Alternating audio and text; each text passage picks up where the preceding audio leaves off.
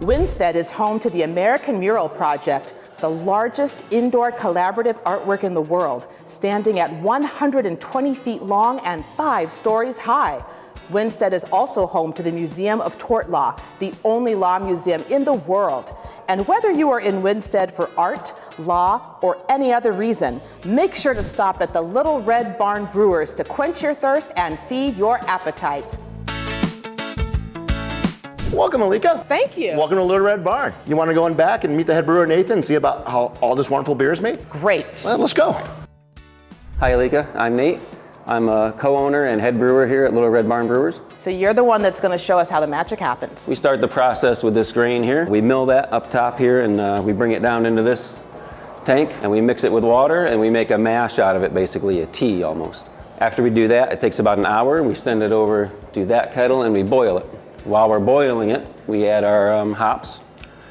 Depending on when you add the hop. Oh, this smells good. Depending on where in the boil you add them, you can get more bitterness or aroma. After that's done, we send it through a chiller over to one of these fermenters. We get that in, close it up, and then it takes about 7 to 10 days to ferment. After it's done fermenting, we send it to a bright tank, we carb it up, clean it, and then keg it. From day one to when we serve it, it's probably 2 to 3 weeks depending on the beer when we can drink it. So there's different hop flavors depending on the type of beer? Yes. Okay, and this one smells like lemon? Yes, that's a very citrusy hop. Citrus. All right, what happens if I just take one and eat it? I wouldn't eat that if I were you. Okay, maybe I'm better off trying the beer.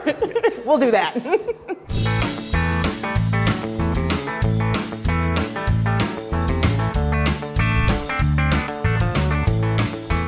And what's your perspective? Well, we just love coming to Little Red Barn. We're here always on Thursday. This is one place you can sit down and you don't have to wait an hour for a beer.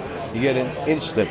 It's great to be at a place where things are locally sourced and there's a lot of collaboration in the communities. They have an old building. Instead of tearing it down, it was reborn. I always love to see old mill buildings like this put back into productive use, and breweries are one of the best uses that you find. The guys have done so much for our community. They advertise for the other businesses in town to come in. The atmosphere is fantastic. They're very welcoming. It's like an at-home bar. It's a fantastic place, a fantastic crew, extremely friendly, family. There isn't one person that comes in and out of those doors that doesn't love being here. It's just a great, great place. And on top of it all, good beer. And what goes better than beer and throwing sharp objects? Absolutely nothing. Nils, tell me about these 4 beers we have. The first one is called Amped Up.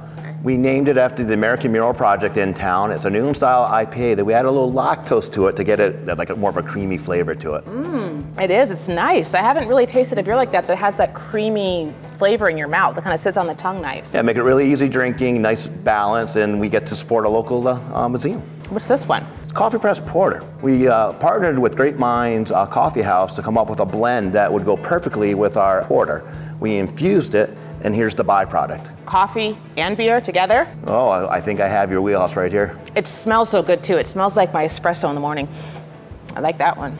And what's this one? It's Biscuits Kolsch. So we infused the tea into a Kolsch, and the slight bitterness of the tea plays nicely with the refreshing Kolsch. It's a great springtime beer. So what's Kolsch? Kolsch is a German-style beer. In the States, we actually call it Cologne style, because like champagne, it's only champagne if it comes from the Champagne Valley. A traditional Kolsch, it only comes from Cologne, Germany. Now, I could see this as almost like an iced tea beer sitting out on the porch, just kind of sipping it in the sunshine. Exactly. Okay. Which one is this, Nils? That is our Winsted Half-Wit. It's a Belgian-style wheat, and the reason the name is half of it is a white wheat and the other half is golden, hence the name, the Winsted Half-Wit. And suddenly, Nils, I'm feeling very witty. Thank you for your time. My pleasure. Wow, yes.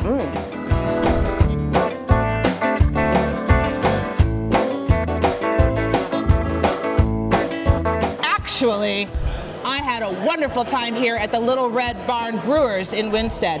And that's my perspective. Hey, New England, what's your perspective? Little Red Barn Brewers in Winsted, Connecticut.